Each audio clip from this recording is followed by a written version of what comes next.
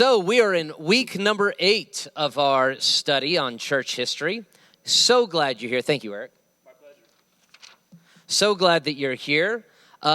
Excited. I've already outlined the last 3 lessons that are obviously going to be next week and the following weeks. Lesson number 9 that is coming up is the church in America. And several of you have been asking, when do we cover the spread of the American church? When do we cover revivals? When do we cover the different sectarian groups that arrived in the United States? And that's all next week. You know, it's fascinating because we've been talking about the church growing out of the Middle East and then out of Europe, and the state-sanctioned churches, state-run churches. And when we talk about this, we think, well, we want religious freedom, and we do, and we're going to see religious freedom coming to the New World. But along with religious freedom comes the natural consequence of religious freedom. Get that? You get religious freedom, you get your religious freedom, which means there are going to be a plethora of sprouting religious perspectives, all calling themselves Christianity. And that begins tonight, and it continues next week. So when people ask, well, why are there so many religions? Or what they actually mean by that is, why are there so many denominations? You can say, aren't you thankful for religious freedom? Because religious freedom gives room for different perspectives and different denominations, and then different sects, we'll call them, that rise up out of. But before we get there, let's go ahead and get into part 8. Colonies, revivals, and missionary movements. And it all begins where we left off last week. This lady. That's right, there she is, ladies and gentlemen. The first of 3 queens that changed the world's history. Her name is Elizabeth I. And before Elizabeth I took power and reigned for nearly 50 years, Elizabeth, the Queen of England, was predated by her sister. And who came before Queen Elizabeth I? Who was it? Bloody Mary. And she was made known most famously for combining alcohol with tomato juice and some celery. I'm watching to see who laughed. Because then I know, yeah. Richard's like, I don't know. Bloody Mary. And why was she referred to as Bloody Mary? Well, probably because the Protestants eventually took over England, so from their perspective, she was bloody.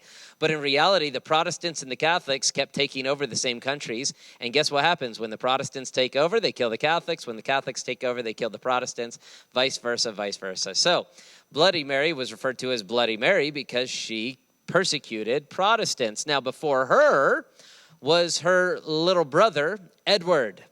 And Edward only ruled and reigned for 2 years, something like that. He's a sickly young man and died quickly. At the age of 20 years old, Edward died. Now, he was a Protestant, and his daddy was a Protestant. His daddy's name was, well, all 3 of their daddies' name was, what?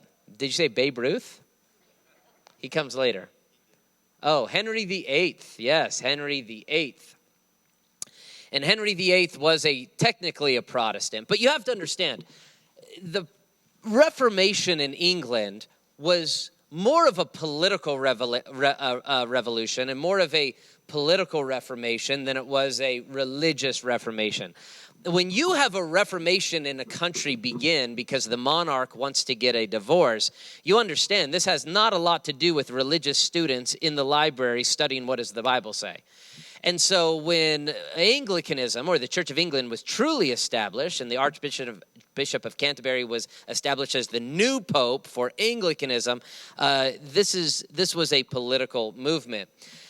But when this woman finally does come to power and establishes a long tenure of peace, and the Church of England, the Anglican Church, becomes the established church, it enters a new era of of somewhat stability in the religious world in England. Now, why is that important in England? Well, because English history then affects American history, and English and American history affect the rest of European history, and European history clearly affects the history of religion within the world. We're going to make that case over the next 3 weeks. Now, with the arrival of Queen Elizabeth I come the arrival of two groups called the Puritans and the Separatists. The Puritans and the Separatists. Who are the Puritans and the Separatists? The Reformation experience, as I said, in the Church of England was more of a political than a theological Reformation. When Elizabeth I finally ascends to the throne, the English reformers who had been exiled during the reign of Bloody Mary returned, fired with fresh enthusiasm, learned what they learned in Geneva under the influence of John Calvin. These individuals, again, were kicked out of England during the reign of Bloody Mary. Well, where did they go? Most of them traveled all the way to Switzerland. Most of them lived in Geneva. And who was in charge in Geneva during this time other than John Calvin and his leadership? So these men and women who were followers of Christ but were not followers of the Church of England, they were influenced greatly by John Calvin. Then when Elizabeth comes back into power, all of these Puritans move away back from Switzerland, back to England, and they spread quickly among the people. Now, who were the Puritans themselves? They deeply desired to purify the Church of England of false theology and ritualistic nonsense.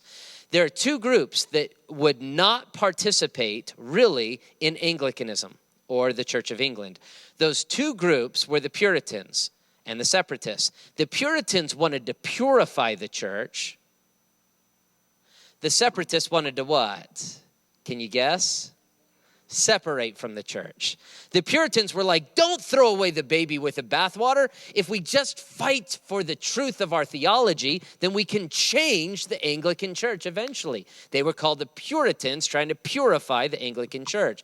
The Separatists were like, it's all ridiculous. Let's get out of here and get rid of the Church of England in totality. And if we can't get rid of the Church of England, then we're going to separate from them and do our own churches, and maybe even separate from them and go to foreign lands and start our own church. Well, the Puritans, as I said, they did not believe in the false theology and the ritualistic nonsense that was brought over from Roman Catholicism into the Anglican faith, and they wanted to install every parish with an earnest and preaching pastor. They believed that that pastor needed to have autonomy and leadership in their own local congregation. They wanted to eliminate clerical dress. That means the pastors didn't have to wear a fancy outfit that nobody else was allowed to wear. They just wanted to dress just like the regular men in the church. This is what the Puritans believed. They wanted to get rid of ring ceremonies in the weddings. Why? You say, we do ring ceremonies. I thought that was a good thing. But they connected it to the over-ritualistic symbolic nature of everything that came from the RC into the Anglican tradition. And they wanted to do away with that. They wanted to do away with the sign of the cross and in kneeling during worship services. So if you ever grew up within the Church of England or Orthodox or Roman Catholic, you kneel, you stand, you kneel, you stand, you stand, you kneel, you stand now, stand, kneel, kneel, kneel. And they're like, this is ridiculous. Why don't we just read the Bible, pray, give, and sing some songs, right? So they were very simple in their liturgy or order of service. Furthermore, they wanted to move to a Presbyterian form of hierarchy. That doesn't mean they wanted to become Presbyterian. Remember, the Presbyterians were the church in Scotland. They were the church in England. What they wanted to do was move to a Presbyterian form of hierarchy, meaning their clergy was equal in denominational structure. All clergy would be equal in denominational structure, which means a pastor is a pastor is a pastor. There's not pastor and then pastor with 2 stars and pastor with 3 stars and pastor with 4 stars, which is the way denominations are established. You have the Episcopals, and then you have the bishops, and then you have the bishops of the city, and then you have the high bishops, and then you have the lowly shepherd or the pastor of a congregation. And the answer is no, they wanted them all to be on the same level. Now, again, why am I telling you the details of this? Here's why. There's so much to study in church history class. I've really tried to identify the aspects of church history that are most fascinating or the aspects that directly link to what you end up with. So you're going to see lines throughout history that you're like, oh, that's like us. Well, that's not on accident. I'm showing you where those things came from. And much of what the Puritans established and fought for, you ended up with in the churches that you're part of now. Rather than an Episcopalian form of hierarchy, and an Episcopalian form of hierarchy is the idea that there are many layers of increasingly powerful bishops and priests. And there are a lot of denominations set up that way. But the Puritans said, no, we need a normal, or what we want is all clergy to have the exact same status, which is essentially what a lot of churches in America are ended with. Most churches in America, it's exactly that. It's pastor, pastor, pastor, that's it. Now, among the famous Puritans, there was a very well-known one named John Milton. Anybody familiar with what John Milton wrote among a lot of English literature? If you're a study of literature, what is his most famous? Yeah, Paradise Lost, right? The great English poem. And correct, he was a Puritan, and he was a true believer, of course, during this time. Then there was not only Paradise Lost, there it is. By the way, I love Milton and his writings. One of his best quotes is here: "Solitude sometimes is best society." How many of you like that quote? Some introverts in this room, right? Anybody? Solitude is sometimes best society. Well, there were not only the Puritans, there were the Separatists. Now, again, the Puritans, what did they want to do with the church? It's not a trick question. They wanted to purify the church. And the Separatists, they wanted to what? Separate from the church. Yeah, they did not like all that the church was doing. So they believed in reforming and purifying the church would be impossible. They thought, it's gone. It's done. It's bad.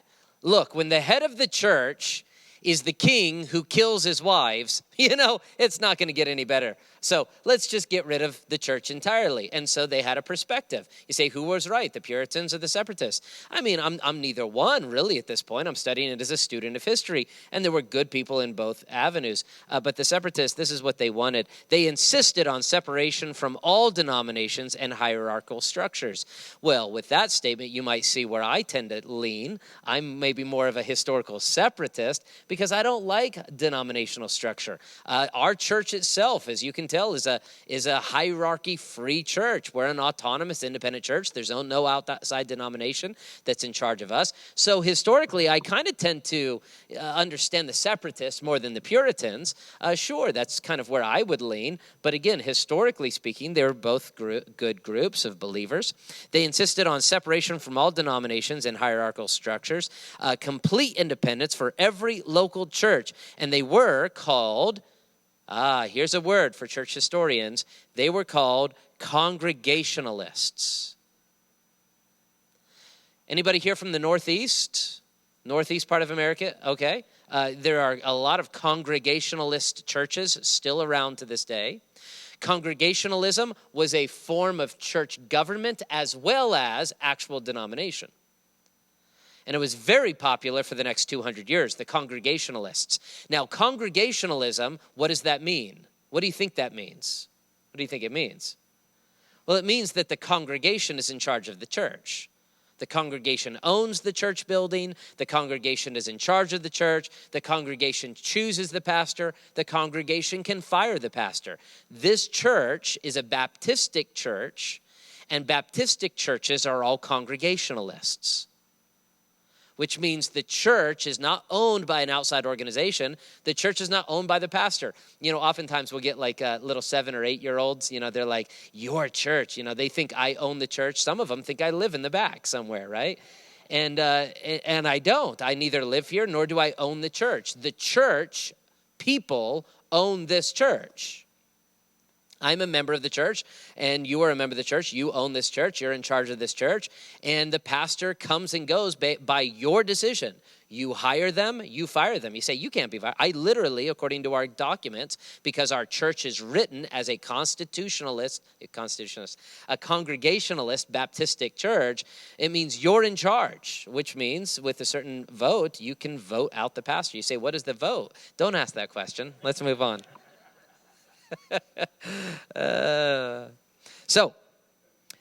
They referred to themselves as Congregationalists, or they referred to themselves as independents. And there are independent churches in many of the mainline denominational churches. There are independent Methodist churches. There are independent Baptist churches. There are independent Assembly of God churches, independent Pentecostal churches. It means that they hold this Congregationalist mindset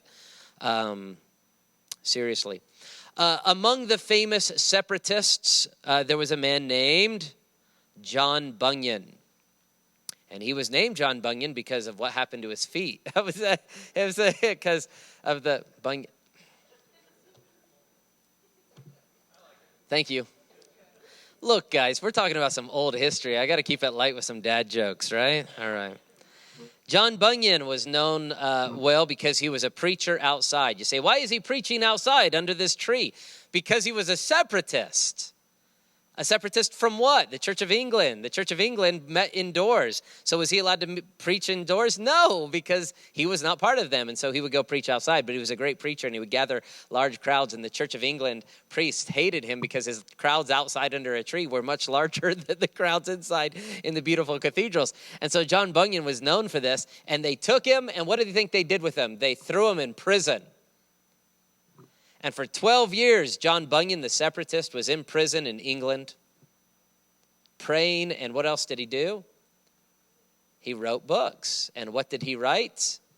The famous Pilgrim's Progress, one of the greatest works of Christian literature in 2,000 years. Hand to God, honestly, if you haven't read it, it's written in your language.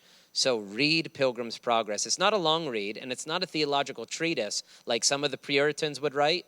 It is beautiful, it's wonderful, and it's an allegory of the Christian faith. You will want to read Pilgrim's Progress.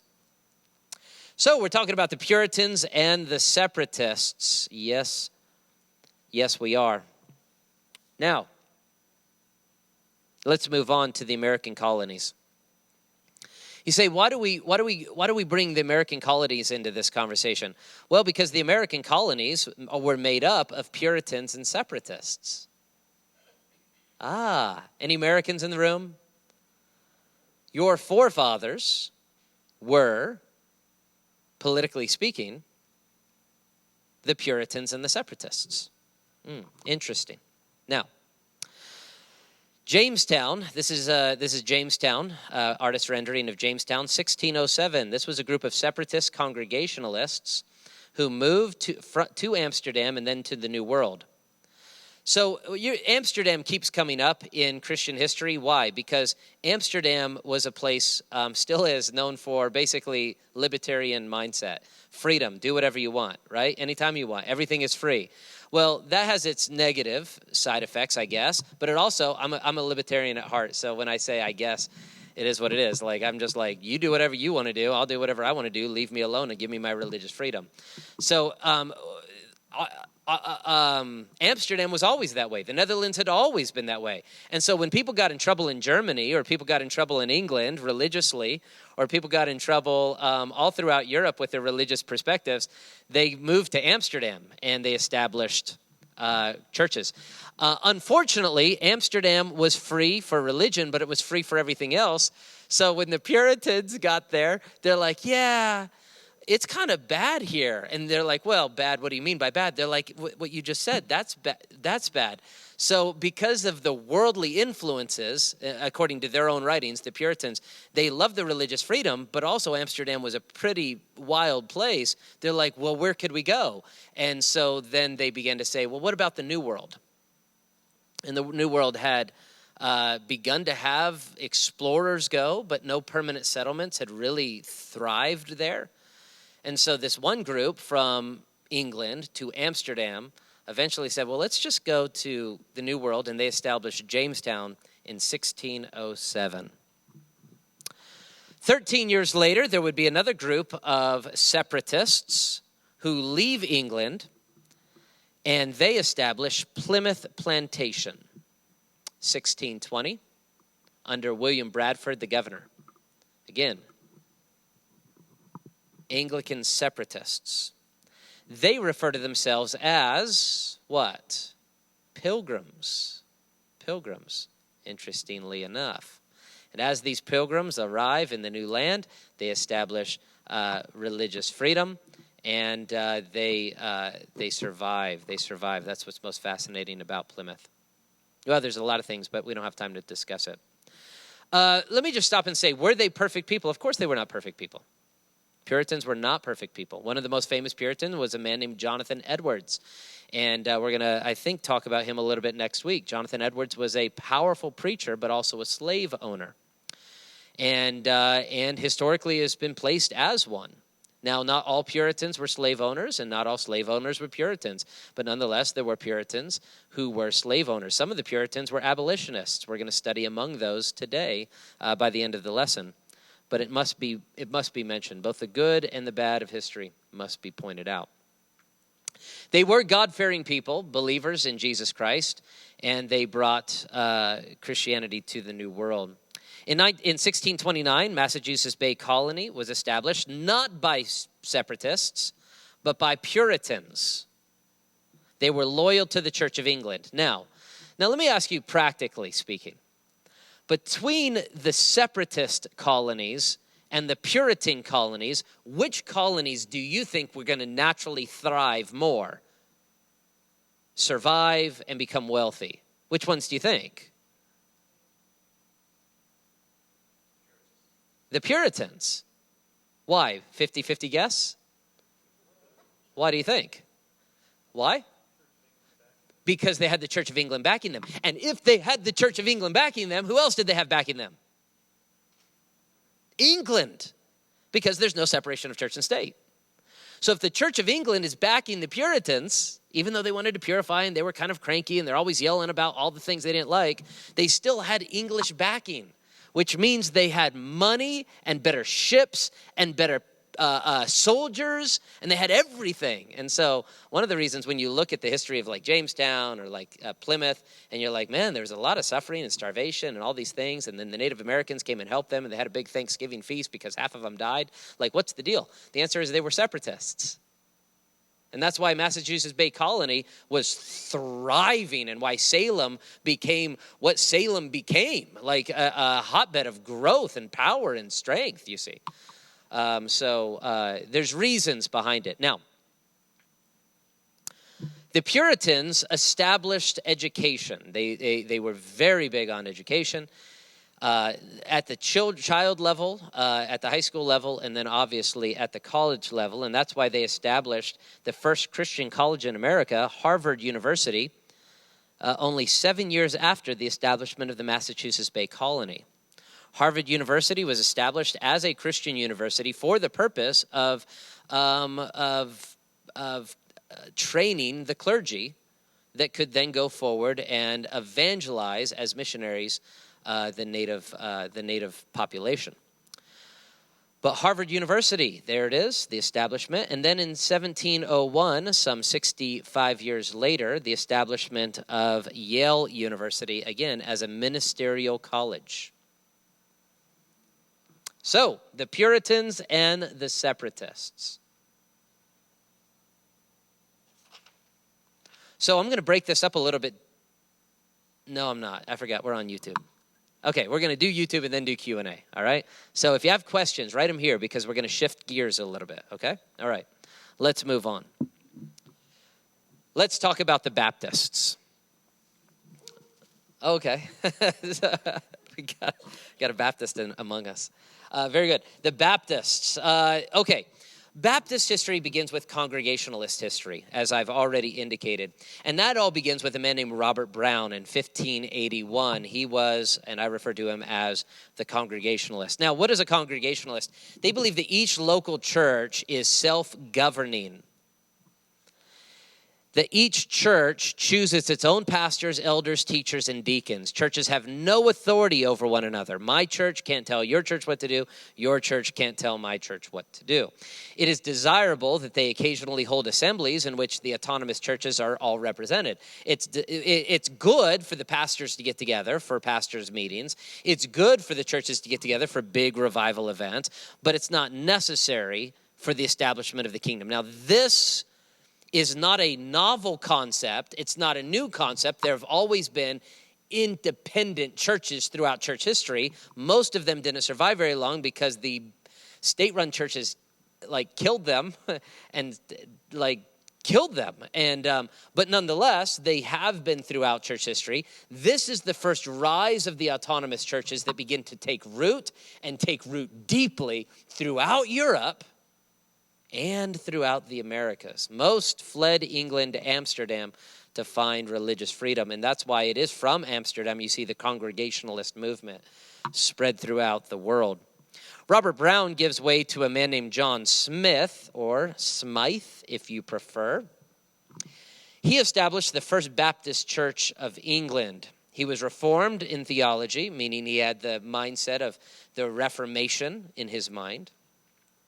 He was congregational in polity, meaning the church was autonomous from any outside institution. The congregation was in charge. And he was Arminian in theology, meaning, in soteriology, I should say, meaning he believed in free will. This is what makes the uniqueness of what a Baptist has been historically. Now, I understand that today Baptists can believe 1,000 different things. I could introduce you to a Baptist today who believes... doesn't believe in the salvific blood of Christ. I could take you to a church in Connecticut that does not believe that, called a Baptist church. I could take you to a Baptist church that believes all sorts of weird, crazy stuff around the world. But historically speaking, Baptists have believed they're Reformed in their theology, which means they think like Protestants. They are congregational in their polity. They are Congregationalists. And their soteriology tend to include the, some would call Arminian concept of free will, meaning you can choose to be saved or you can reject Jesus Christ if you so choose. That is a simplification, and you watching on YouTube, put your comments in this if you want. It's fine. I'm purposefully simplifying. They also became known as General Baptists. Now, if you ever want to study Baptist history, just get used to all sorts. There's 100 different Baptists. These are the General Baptists. There are the Peculiar Baptists. So you say, I thought all Baptists were peculiar. That's true. There are the Particular Baptists. There are the General Association of Regular Baptists. There are the Regular Baptists. There are the Northern Baptists. There are the American Baptists. There are the Southern Baptists. There are the Independent Baptists. There are the Fundamental Baptists. And that's 10 out of 100. There you go. But this is where they all begin. You say, why so many? Because Baptists are Congregationalists, which means they believe that our church is run by our congregation and our church can't tell your congregation what to do. And so we create all sorts of new Baptists. Always, I'm sure there's a new one starting tomorrow. 20 years later, by the way, a guy named Henry Jacob, who tended to be a little bit more Calvinistic in his soteriology, helped establish the Particular Baptists, and that's the difference between the General Baptists and the Particular Baptists. One tended to be more Calvinistic, the other one tended to be more Arminian in their soteriology. Nonetheless, here's Roger Williams. Roger Williams is a fascinating story, and where most Baptists in the United States can find their link to the old world. When Williams arrived in Boston from England, he was a congregational. He was part of the He saw that the Congregational Church was the established state church of Massachusetts. Now, look at the irony in that statement.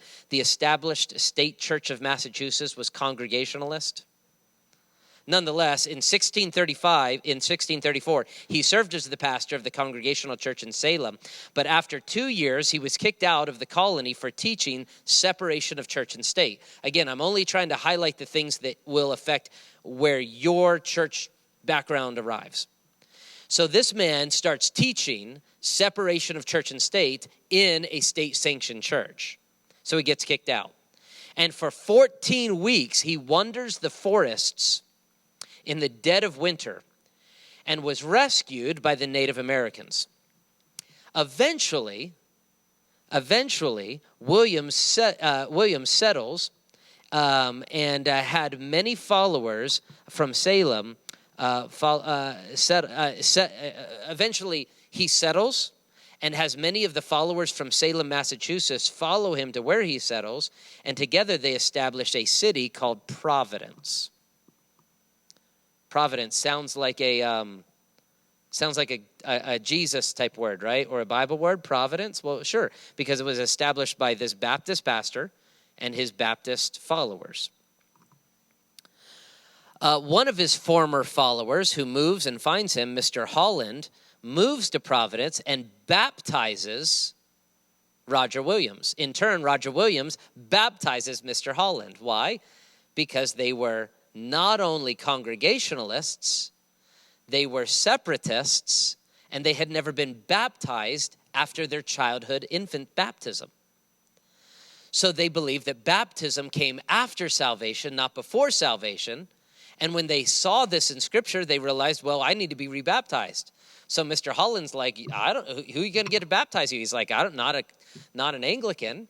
How about you baptize me? And they're like, sure, why don't you baptize me? And so they baptized each other.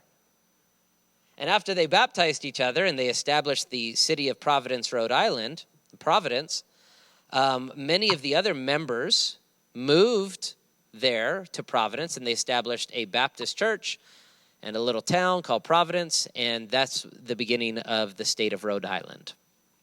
So that's actually how Rhode Island began. All right, let's talk about Baptist distinctives. Distinctively elements that are Baptistic, and you'll find them throughout most Baptist churches throughout history. Again, you can always find the exception, and you can email me about the church you went to that did not believe this, and I'll say, yep, it's an exception. Okay.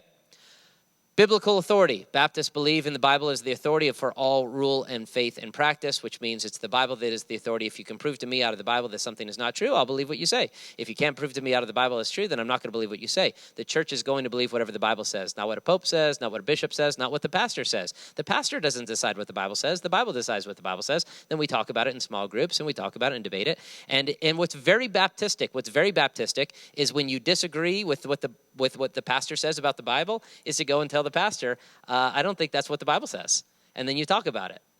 And you'll never convince each other. But nonetheless, it's very appropriate. Like, that's Baptistic. That's what Baptists do. They believe in biblical authority. Number two, they believe in the autonomy of the local church.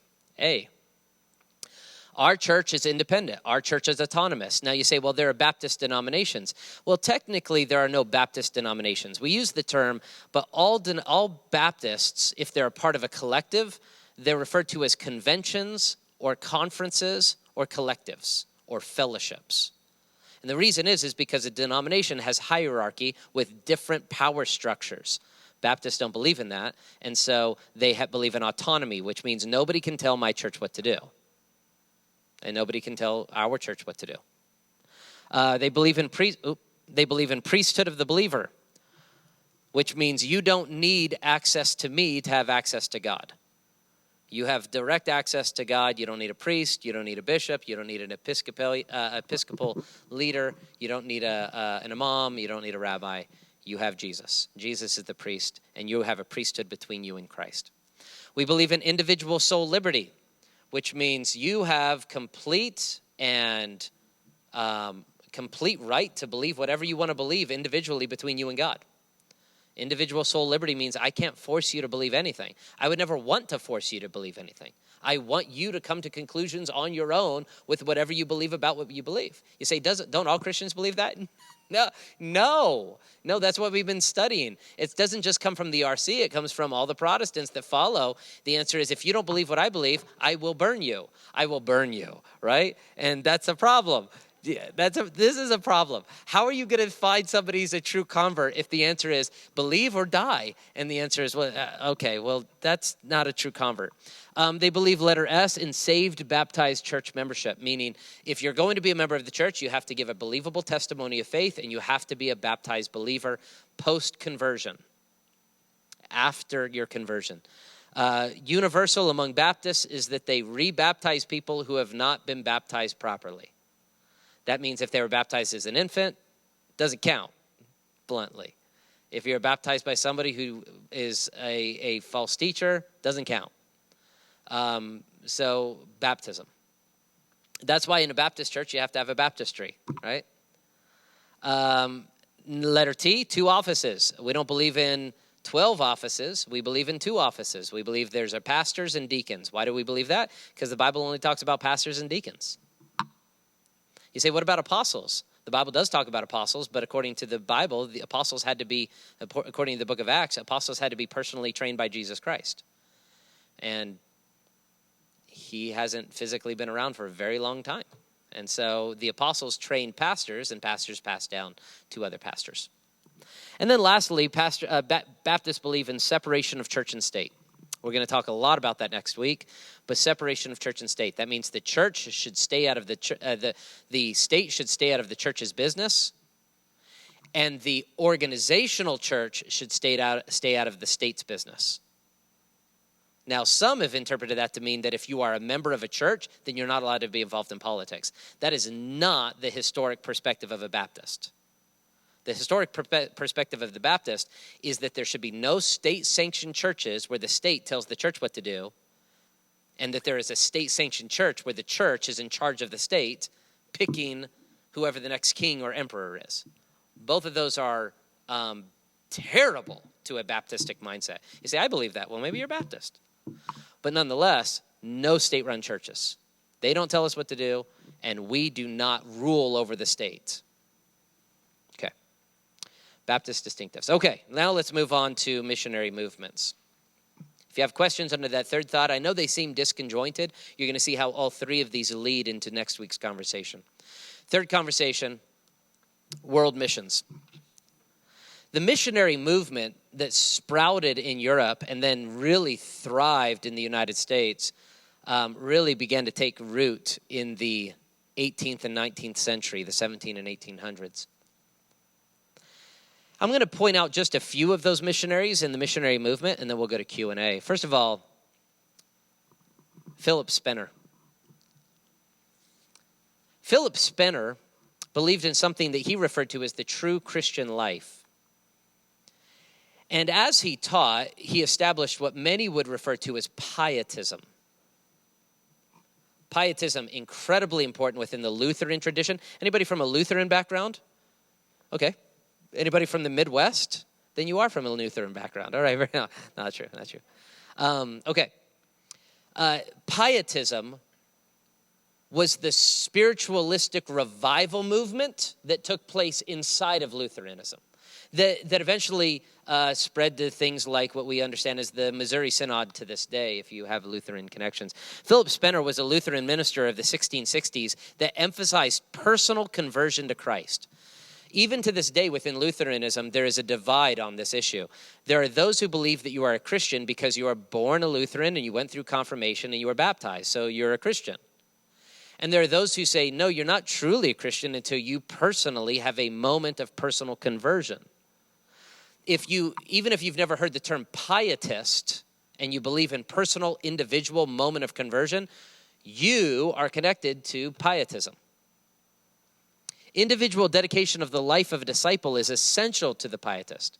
Preaching should be more applicable than doctrinal in nature. And again, in the Lutheran tradition, doctrine was king, and focusing on doctrine. Why? Because Martin Luther taught the doctrine has been changed, it has been corrupted by Roman Catholicism, so let's focus on doctrine. And the problem with that is over a 100-year span, Lutherans focused so much on doctrine, their sermons became just doctrinal treatises, and there was no practical application for the congregant. So the Pietists came and said, hey, wake up, you need to be born again, and we need to have sermons that relate to the man in the pew. Pietism.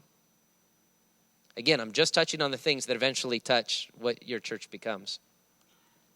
There's a man named August Frank who comes about in the missionary movement. By the way, why is pietism related to the missionary movement? Why do you think that would be the case? Why do you think I would relate pietism to the missionary movement? Because the mindset of the mainline denominational hierarchy was, well, to see somebody saved, you have children. And those children are raised in the faith, and that's how you expand the Christian faith. This was the mindset. The pietists said, no, people in the church are probably not even saved till they get saved. And definitely the people outside the church need to be born again. They need to have a personal conversion to Jesus Christ. That's definitely the position of August Frank. Frank. He was German, obviously. August Frank was a pastor and professor at the University of Halle. Is that how you pronounce it? It's in Germany. Is that how you pronounce it? I don't know how to pronounce it. He was heavily influenced by Spener and pietism. During his ministry, he commissioned no less than 60 missionaries to the foreign field all over the world. During this guy's ministry, he begins a missionary movement that begins missionary movements, and he is truly fascinating. It is through pietism, okay, so incredible. Now, a word about pietism, a caveat, and I'll move on quickly. Though pietism was good for a hyper-intellectualized Lutheran denomination, it also alienated many due to its critical and uncharitable severity and self-denial. I'll give you an example. In an orphanage owned and run by pietists, they would be very strict with the children and allow for no time of play. Not like, oh, you're being exaggerating, like literally. No, there's no play. We seriously follow God. There's no laughter, you see. This is wasting of time. So the pietists believed in personal conversion. They also believed in interacting with the common man, and they believed in missionary movements that rose up lots of orphanages. But they were so strict with their mindset, it actually gave rise over a 100-year span to where by the mid-1800s, you have a counter movement that starts in Germany. It's called German rationalism, and German rationalism began to ask the question, why are these Christians so mean? German rationalism gives way to modernism, theological liberalism, and eventually begins to, infiltrate the church in ways that we're going to be discussing over the next few weeks. All right. Missionary movements continue with a man named Nicholas von Zinzendorf. That's a good name, right? He was a count. Count von Zinzendorf. He liked numbers and chocolate because of Count Chocula. You know? It's been a while since a joke. Say it's still been a while. That was not much of a joke. Count von Zinzendorf. He was an Austrian nobleman, and this guy actually truly is fascinating. He's one of my favorite characters in church history. He was a personal friend of Philip Spener, so obviously he was influenced much by the pietists. He was actually trained by Frank in Germany. This man he was very wealthy, extremely wealthy, but became a pietist. This man started one of the most important missionary movements in Christian history. Oh, I put it in your notes. Tell the story of the painting. Is that in your notes? Okay. So when he's a child, he sees a painting of Christ on a crucifix, on a cross, and on the bottom it says, "This I did for you, what do you do for me?" And that always stuck with him.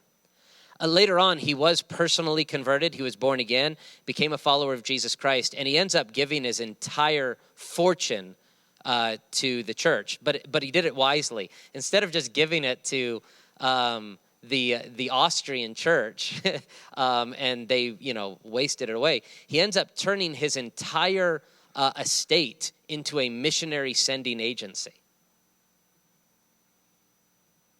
And he would gather young ministers from all over Europe to come and live on his compound. They would train to be missionaries, and then they would send them out all over the world.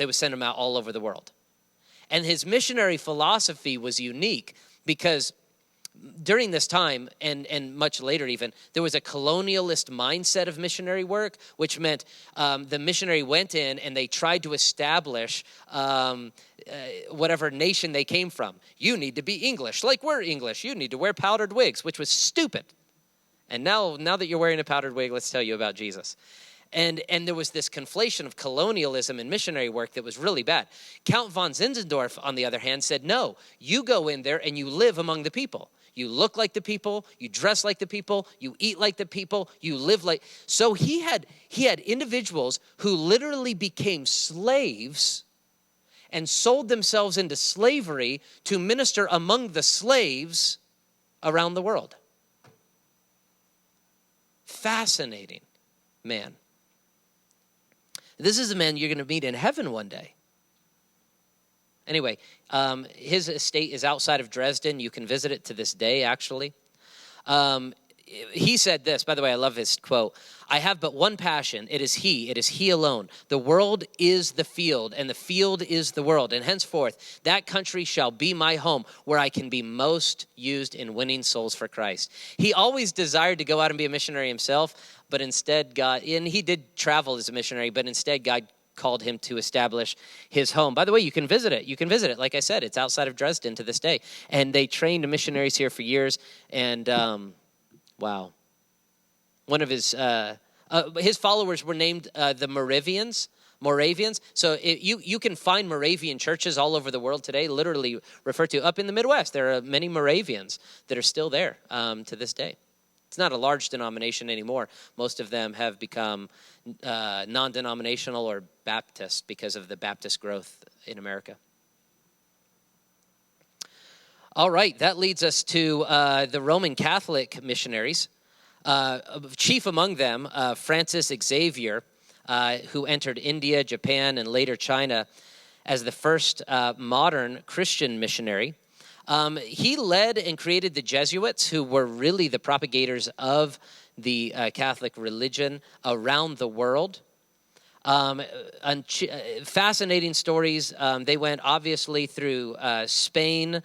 They went through the Philippines, South and Central America, Mexico. French Jesuits established churches all around the Great Lakes, down the Mississippi River. So down into New Orleans. If you ever go and you're like, how did a church get established here in like 1692? The answer is the Jesuits did that. That's who did that, all following Xavier's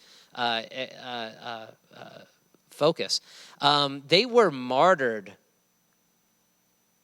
by the hundreds. If you ever want a fascinating story is the Christian arrival in Japan. The Japanese had an isolated mindset of the world. They really did not want anybody in. And so when the Jesuits arrived, they arrived in force, and they did preach the gospel, but as they did, they were taken and they were crucified. One of my favorite movies, by the way, on Christian history is Silence. It's a Scorsese movie, by the way. It's really good. It's not one of his most well-known. Anybody here seen this? See, yeah, one person. Yeah. How about Goodfellas? You seen Goodfellas? Okay, that's a Scorsese we've all seen. All right. If you haven't, don't. I'm not recommending that movie. Okay, I did not just recommend Goodfellas. If you want a recommendation from somebody else, I do recommend this movie. It is a violent movie because it deals with the missionaries that were sent by the Jesuits into Japan. But Andrew Garfield, Adam Driver, Liam Neeson are all in this movie. And it's a fascinating study of missionary work. And it's also a fascinating study of when you have a relationship with God, what it's like to have moments of silence with God. Really interesting movie. Anyway. The reason I bring this up as well is because you may wonder, where did all these Catholic missions come from, the Jesuits? So if you're from California, any California people here? Yeah? All right, more of you, yeah. Okay, up and down the coast. Up and down the coast, you'll see all of these. Where did these come from? The Jesuits from missions. Good. That brings us to William Carey. Love William Carey. Love William Carey. He's referred to as the father of modern missions. He wasn't the first missionary, of course, but he is the one that most missionaries today look back and their heritage is from. He said, expect great things from God, attempt great things for God. In 1792, Carey formed the Baptist Missionary Society and sailed to India with his family. He translated the Bible, get this, into 26 Indian languages. Now, some of you might be thinking Indian dialects. Wrong. If you know India, they have many languages, not dialects. And he was a brilliant linguist. And his whole goal was to reach India with the gospel of Jesus Christ. Oh, I would love to tell you more about India. We just don't have time. I will show you my photograph. I took this photograph. It's not a great photograph, but I took it. And the reason I took it is because this is the pulpit in Westminster Abbey in London. And I was so thrilled to see this. It says, this is the gift of the Baptist Missionary Society in honor of William Carey. This was given to Westminster Abbey when William Carey died. And it's still there to this day. And you can see it. It's really kind of cool. All right. Hudson Taylor to China. He lived for 54 years in China as a missionary to establish the China Inland Mission. And this man was amazing. He brought over 800 missionaries who started over 125 schools. He's credited for over 20,000 Christian conversions in India. And that's not from all the missionaries. That's from him. Here he is in the midst of some of his missionaries and his family. He's the bearded man in the middle. What was really fascinating about Hudson Taylor is that he came from England. And again, they had a colonialist mindset that we have to evangelize these heathen nations and tell them about Jesus and the great British Empire. Which means, again, they constantly conflated their country and their faith. So their goal was to go in and establish a church and a parliament. You see a problem with that?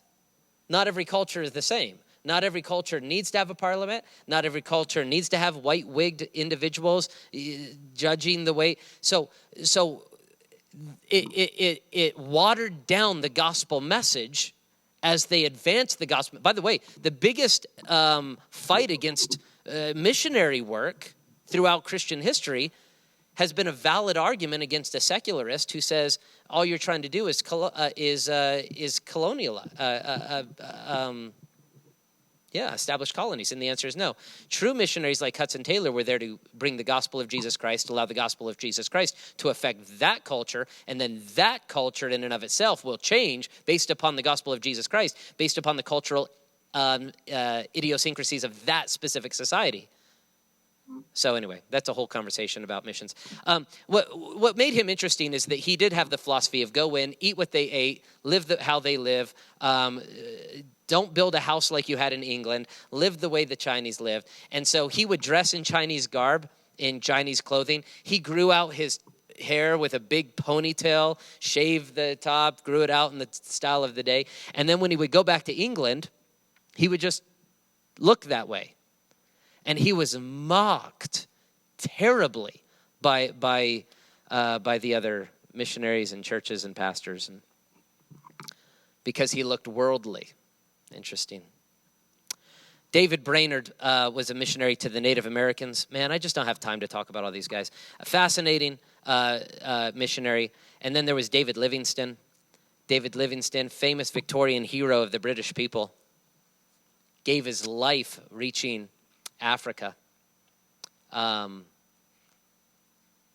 He was the first European who set his eyes on Victoria Falls. And that's why it's by Europeans referred to as Victoria Falls to this day. It goes by obviously another native African name that I don't know because I'm of European descent.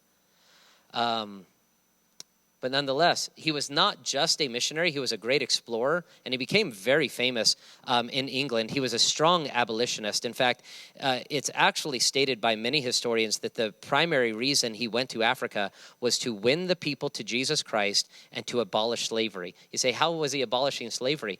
Because the connection of the British mindset to the African people was so twisted. And obviously the American mindset of the African people was so twisted. In arriving in Africa and developing relations between the African nations and England, he was able, along with Malcolm Muggeridge, to really kickstart an abolitionist movement that really had genuine and true impact in Parliament. America was on its own ridiculous journey during this time, but nonetheless, an amazing, amazing man. Dr. Livingston, I presume. I do not have the time to tell that story, but I do have the time to tell you I was at his grave. Again, that's Westminster Abbey in London. David Livingston was buried here. So, next week, that leads us to the church in America. Now, again, I understand the church is all over the world at this point, but we don't have infinite number of weeks, so we're narrowing the focus to where we find ourselves to this day. We have 3 more lessons. The church in America will be fascinating, I assure you. If you did not like this lesson, maybe it won't be so fascinating. Okay, question.